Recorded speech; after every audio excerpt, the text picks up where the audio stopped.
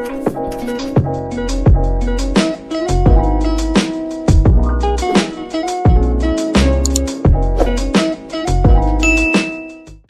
up, great people? Rich Vibes. Welcome to the first of many episodes of Energy Rich, where together we get rich through soul transfiguration and identity evolution.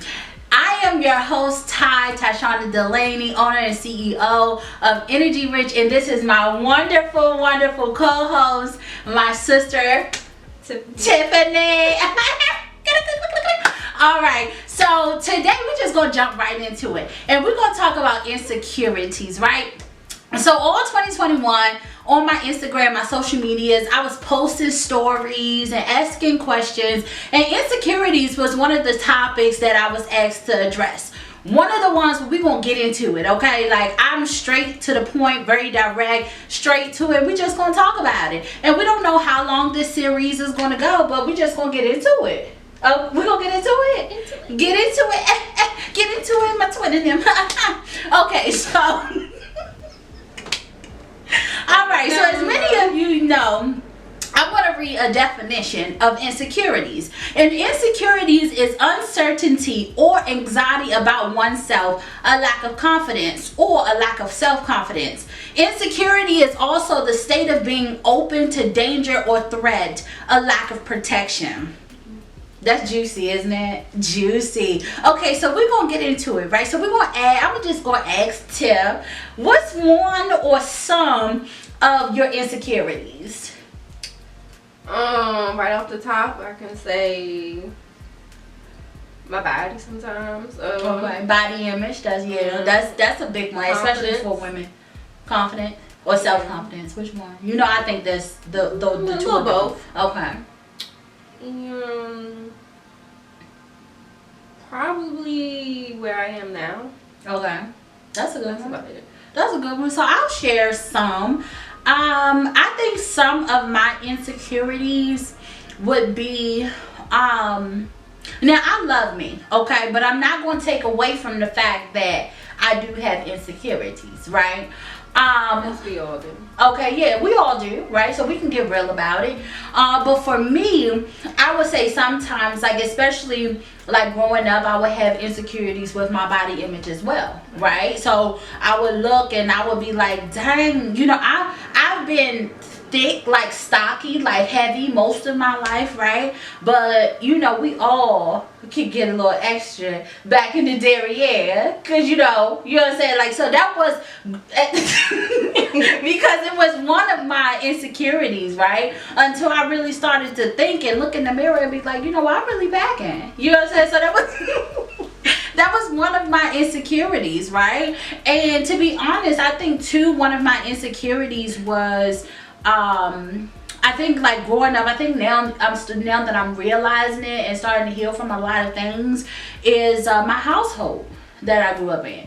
So like, it was the insecurity of my parents, like my upbringing, my family, the environment that I grew up in. And so like, when I would be talking to my friends sometimes, I would make up this story. You know what I'm saying? So I would create my own story, right? I would tell them what I wanted to tell them.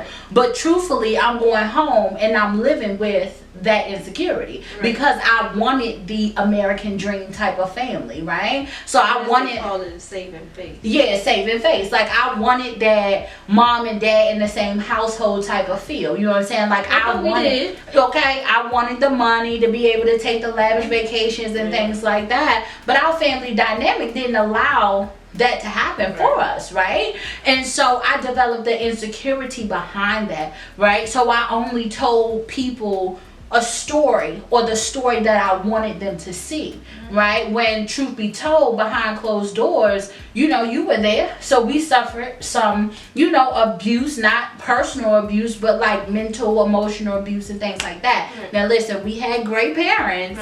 It just so happened that it didn't work out. You see what I'm saying?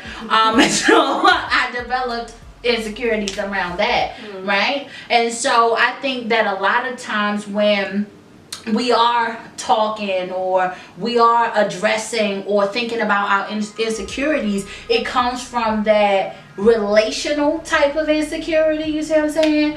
And what other people think, like other people's opinion. And so I think that that's a place or places where some of our insecurities can derive from, you know. And some areas that we may have insecurities in is our, you know, past childhood, like past traumas. We can, you know, loneliness, anxiety, body dysmorphia, you know, messing around with depression, you know, failure or rejection, like abandonment, things like that. And like our negative beliefs as well, like the things that we think, the things that we tend to, okay, perfectionism, thinking that everything has to be perfect. And two, like I think I really struggle with that too, like like I wanted to be like the perfect child, like I wanted to be the perfect person, in the terms of like when I would go to school and I would try to over excel in academics and things like that. And I think it stems from with us growing up in a household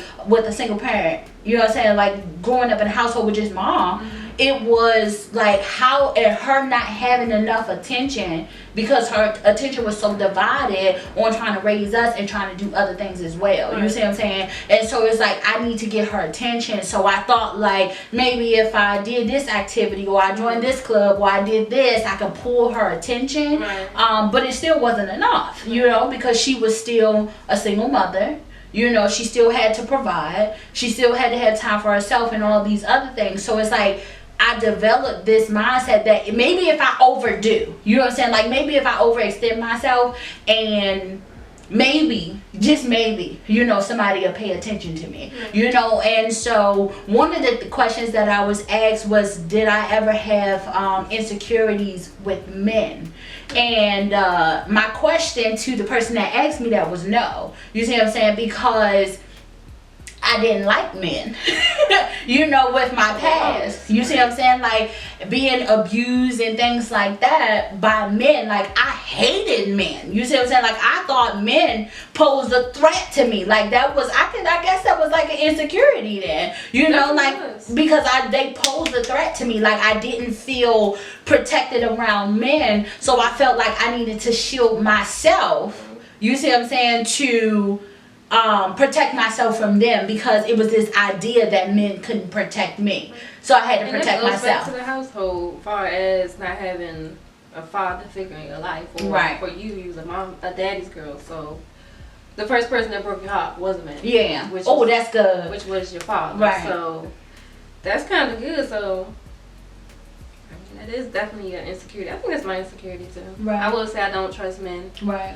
I feel like for me, you definitely gotta prove and show up and, you know, show out. For me, just like we were saying in the car earlier, me and my sister was at Dunkin'. No, we was at Krispy Kreme getting donuts, waiting for donuts. Like this is not an ad. They are not sponsoring. Waiting for donuts, and the guy in a drive-thru, he was like, "Oh yeah," I was like, "Can we get some?" My sister was like, "Can we get some hot donuts?" Yeah. And I was like, "Yeah, we'll wait, whatever, blah blah blah." So, long story short, it was like 30 minutes past 40. Right. And I was like, you know, one thing about us, we don't play about it. Don't say, oh, you're going to do something and you don't do it. Oh, yeah. For me, that's one of my main things. If I date a guy, if I'm talking to a guy, don't say you're going to do something you don't do it. Yeah. Be a man of your word at all times, because I'm going to be a woman of my word, and I'm always going to be honest and real with you. So anytime I feel like you lack that, it's an automatic step back for me.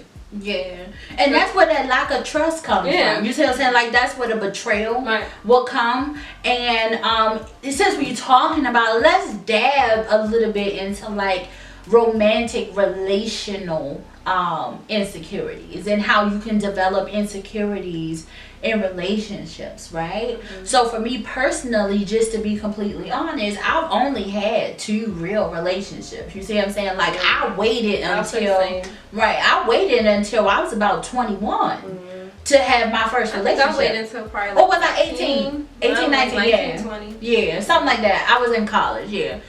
21 I was. Mine was kind of like after college. Yeah, mine was, I think, my freshman sophomore year, something like that.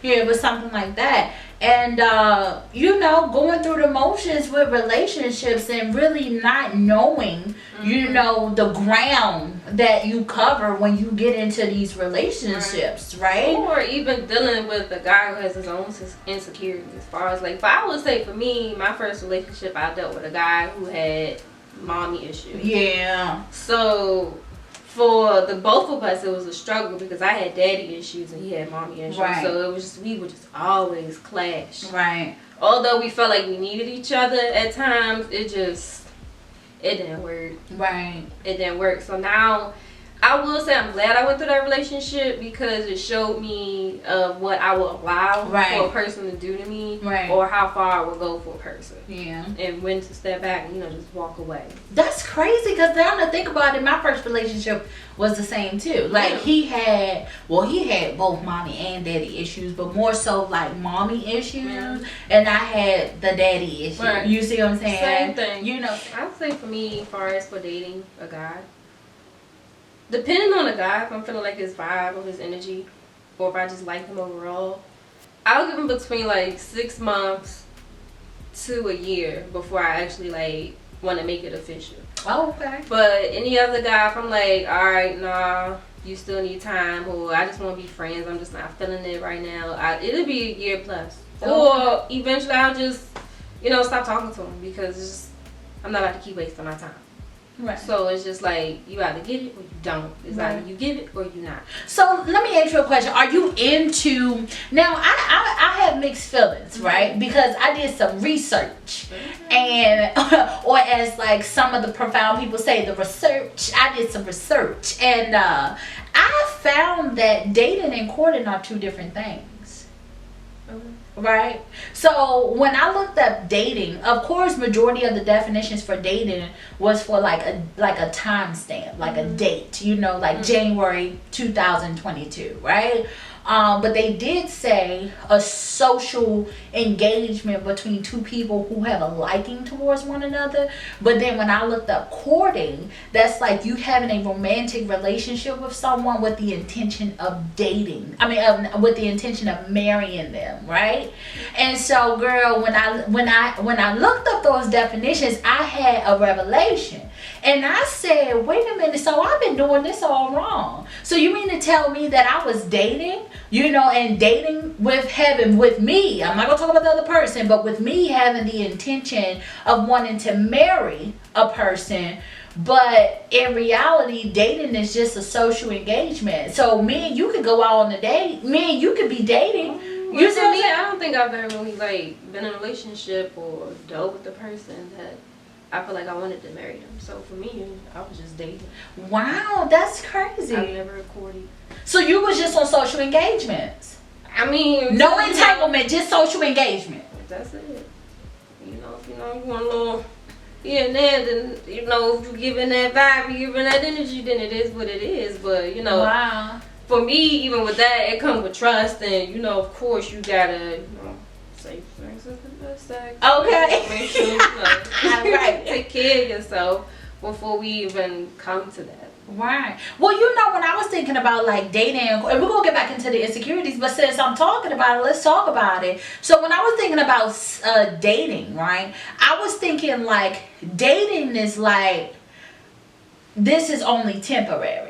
Right, so it's similar to either you renting an apartment, or you're renting a house, or you're renting a car, right? And you have the intention of taking that rental car back, or you have the intention of moving from that place that you're renting, right? So it's not like you're there to stay. So that's what when I read the definition of dating and the difference between dating and courting, I was like, so you mean to tell me that I was dating and the people that I was dating, like it was a temporary thing. You see what I'm saying? But then I remember once I got saved, like I got saved at 12, but I really didn't know. And then again at 17, when I realized like what it meant to be saved. But that's another story.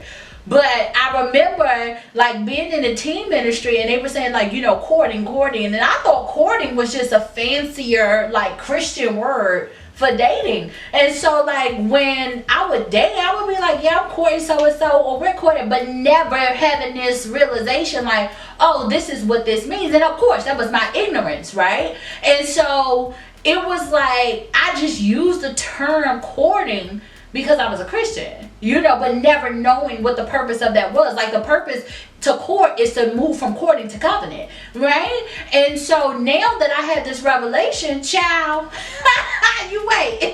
You just wait until I'm courting, and then I go into covenant. You see what I'm saying? And so back to what I was thinking about when I was thinking about the difference between courting and dating, is like when you're courting someone, you have the intention of ownership. Not ownership of a person, but let's say if I'm dating a guy and we have this understanding that we're not dating but we're courting, right? And he has the intention on marrying me, and I want to marry because he that findeth a wife findeth a good thing. He that findeth a wife findeth his favor. You see what I'm saying? And so when we come together when we transition from courting to covenant, I get his last name. You see what I'm saying? So together, we're joined together, and we now have that partnership, that agreement, versus if you're just dating to date, we're just going out, we're just hanging out. You just giving me some money, I'm giving you some money, and we can exchange and all of this, whatever the case may be. However you govern your affairs with your social engagements. You see what I'm saying? And I said, think about if you're not purposeful with relationships, think about what you expose yourself to. You see what I'm saying? Like you go to, when you're dating, you can go to the car dealership and lease a car. But you can also go to the dealership and purchase a car. Mm-hmm. You may have to make payments, but you're purchasing it, you're making the payments to take ownership. Mm-hmm. That's courting. You come in with intention of ownership, to take it a step further, to have it produce an asset. And I'm not talking about assets and liabilities and things like that. I'm just using this as an example, right? But think about if you're not intentional about the relationships that you have. And it's not just romantic relationships, but even friendships. How you can develop insecurities in friendships. You know how you got that best friend and your best friend got another best friend? Child. Yeah, that hit different. Child. Y'all both meet each other. It's like... what?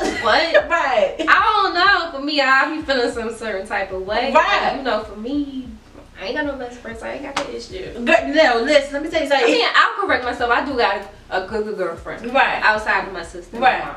But yeah, other than that, that girl, that your friend, your best friend or your good girlfriend, girl, child, you feel all types of ways. Yeah. You see what I'm saying? You get stingy, you get selfish, you get a little jealous. All day. Like, oh, so you with her all day. But especially you be giving her vibes and attitude for no reason. Don't even know her though. Don't even know her. The whole time she could be a good person, but you don't care because that's my your best friend.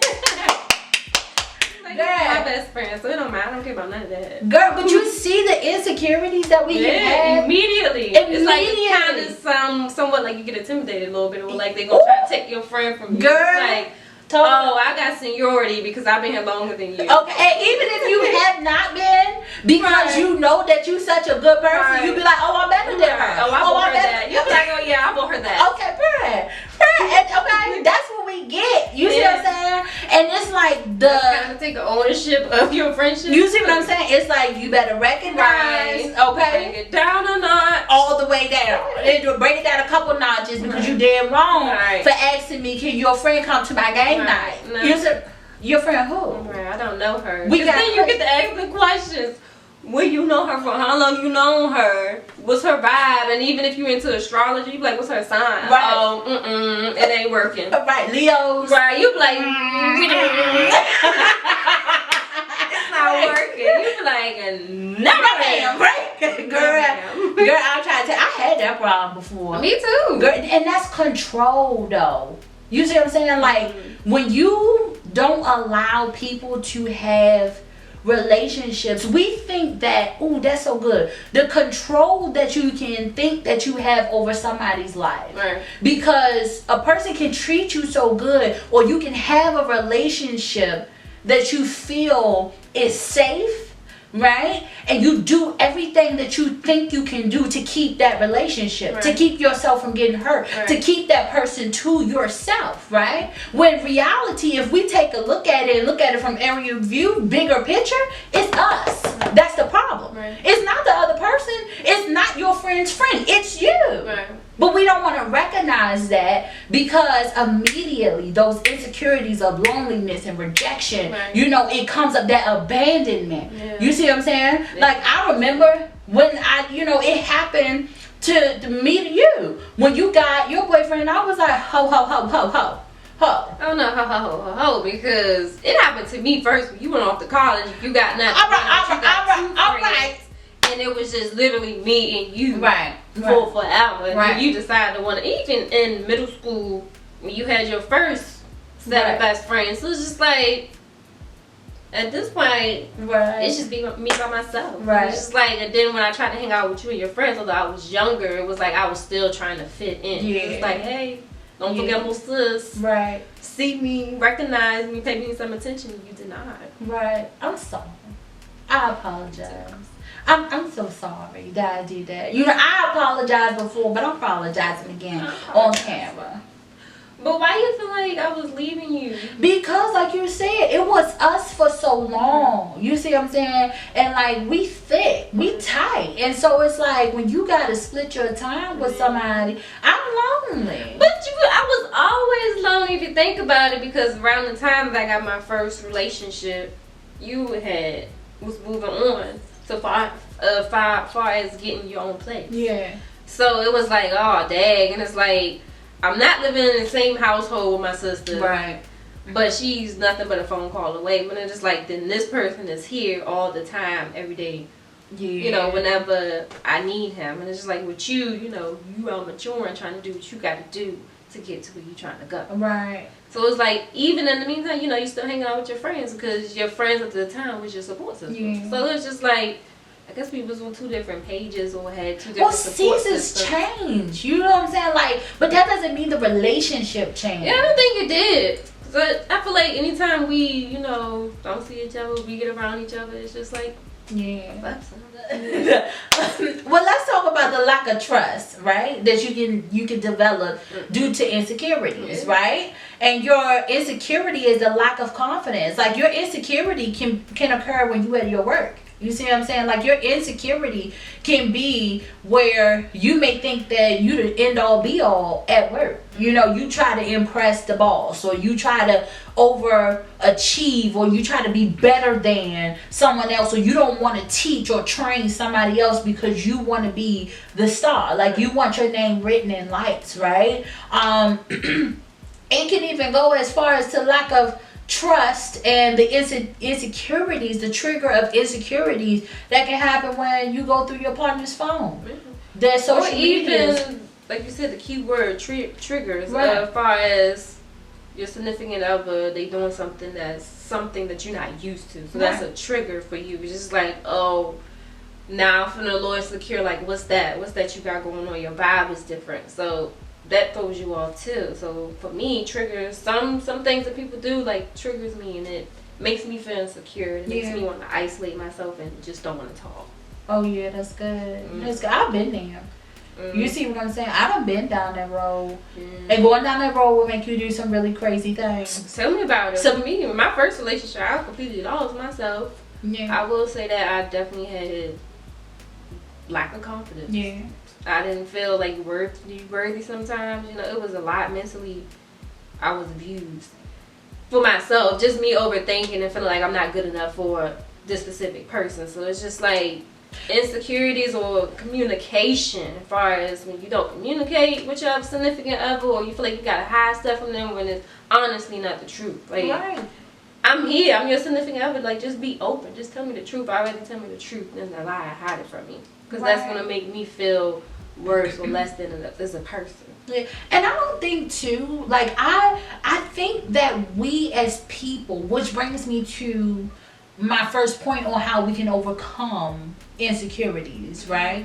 Which is to communicate. Yeah, communication is a big part. Like, talk it out. Yeah. And I think that we all, outside of just the relational aspect, we all have, or from time to time, struggle with the fear of rejection.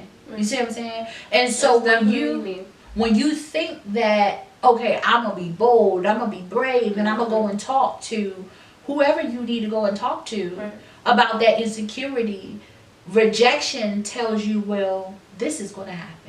That's going to happen. And you begin to shut down as you give, or as you adhere to, as you take heed to the thoughts that come to your mind. The overthinking, and you psych yourself out from deliverance and healing. You see what I'm saying? And actually working things out with your person. Whoever the person is. It can be your mom, your dad, your grandparents. See, and that's the thing, right? I've never been one to hold my tongue, bro.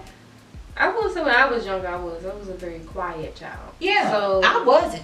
For me, I don't honestly know when I started to become open or like speak my mind. Maybe a little bit after college. Right. And I've always heard my mom say, like, you too quiet. Like, speak up for yourself. You know, if you don't speak, you won't be heard. So for me, it took a while. I guess like my early 20s for me to even, realize I had a voice. Even though I knew I did, but it's just, for so long I've always had my sister, so she's always covered me or protected me. So it's just like, once you were separated from your significant others, like, you have no choice but to become outside your shell. Yeah. So for me, it took a while for me to find myself too, and find self-confidence, or, just a voice, like I said. Yeah. But now you can't get me shut up. Okay, because you, I don't know, I think it came from men, but that's neither here nor there, because you're a little bit worse than me. No? Okay, censor that. But honestly, like, going back to the communication, I believe that we as humans just need more practice on how to communicate. Like, what to say, how to say it. You see what I'm saying? Like, I believe that over time, because of the depth of our relationship, we've learned how to communicate. So, where we were used to shut down and be like, well, I ain't gonna say nothing to her for about 3-4 days. Not holding a grudge, but trying to work out and feeling like I need to work out some things in me because it's your fault that I'm feeling this way. And I think that we can all feel that way sometimes. Like, we blame people for our own responses. And like, you made me do this. You made me look through your phone. You made me follow you. You made me put a private investigator on you. You made me cheat on you. No, nobody made you do anything. You made that decision. That decision is yours. And I think that too, we don't commit to the golden rule that we learned, which is number 2 of treating others how you would want to be treated. We learned that in grade school. Treat others the way that you want to be treated. Would you want to be cheated on? So why would you cheat? Would you want to be lied to? So why would you lie? Would you want to be abused mentally, physically, emotionally, financially, spiritually? Would you want to be abused? So why would you abuse somebody else? But we don't care because we have yet healed in our soul, in our mind, in our will, in our emotions. And we don't take responsibility for our own stuff. Yeah, that's why it's always good to deal with your childhood trauma. Yeah. And, if you come into a relationship, let that person know that, this is what I have problems with, this is what triggers me, or this is what I don't like, and, have that open communication so it can be vice versa. Yeah. But we try so hard to be this perfect person. I don't try nothing. I just feel like I'm my authentic self at the end of the day. It's either, for me, I'm very quiet. So I'm going to observe it first. And if I feel like I can become comfortable or open to you, then I will. But for the most part, if I'm like, nah, I'm going to step back. I'm going to bring it down a notch and continue to be to myself. The only person I feel like I'm very open, like, just myself is my sister and my mom. Other than that, this is what you get. Very nonchalant, very rich auntie bougie, very much. This is very much it. Okay, very much it. This is what you get. Okay, this is Lady Tiff, right?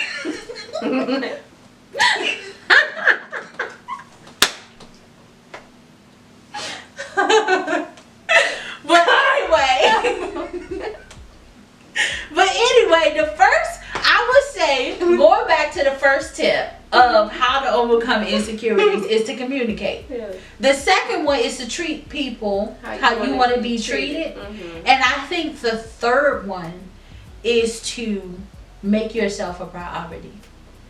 And what I mean by making yourself a priority is learn you first. Definitely. Because if you don't learn you first, you gonna continue to project on people who ain't got nothing to do with your trauma, who that don't have nothing to do with your experience. Yeah, that's why people looking at you like, why you snapping? Like, what's up with you? You changed all this, that, and the third. But it's like you said, back to communication. Yeah, they don't know unless you tell them. Right, because people go with the, let's say you hurt my feelings, and I'm gonna be like, no, because you, and because you, and because you. When in reality, we need to approach the situation. Can we have open communication? Right. Because I feel this is how I felt when this happened. Right. But we go attacking people, or we just remain silent. Right. And silence is deadly. Yeah. If you use it the wrong way. Like, silence can be very helpful. Like, moving in silence in the sense of, like, you finding purpose and, being on a mission, manifesting, driving and pursuing success, things like that. You know what I'm saying? Until you actually manifest, because you got to eliminate the outside noise. Right. Okay? Because you got to deal with the internal noise. Right. But the external noise is very different. But when you suffer in silence, that is deadly. You see what I'm saying? It is deadly. I think that's one of the main things that men go through. Oh, yes, bruh. They don't have to talk about like what they're dealing with because that's how they talk or raised. And it's not healthy. Yeah. It's not healthy at all because that leads to, depression or suicide. 7 out of 7 men commit suicide, bro. Because they depressed. Yes, that's crazy. Yeah. That's why, like, any man or boy, male, that I ever encounter, like, I'm like, bro, what's up? Right. Like, I want to be able to be talk. Hello, open your mouth. We're sitting here all day. What you need? Look, Cass, it goes back to when I say I don't remember when I started opening up. I will say my first relationship. Yeah. Because for me, it was the complete opposite. I wouldn't talk. Right. You always like talk. Right. Express how you feel. Right. It's just like, I don't even worry about it. So it's like that, in a sense, helped me too become who I am and be very outspoken. Yeah. It's like ever since then it's just like the guys that I talk to just like talk. Yeah. Express how you feel. I want to hear it regardless if I'm upset or not, or if you feel like you don't. I could be a comfort in some sort. Like, just express how you feel. Like, you don't have to deal with what you're dealing with mentally on your own. Yeah, because you know what? I think women, and I'm going to talk about us, we take things too personal. We do. We're very sensitive. Very. Even we try to act up, we're very sensitive. Even the hardest of the hardest. Mm-hmm. Okay? Our feelings get hurt like that. But some of us, okay, put down. Because censor. You just censor. You do too much. Censor. Again, you do it too much. But anyway, I just...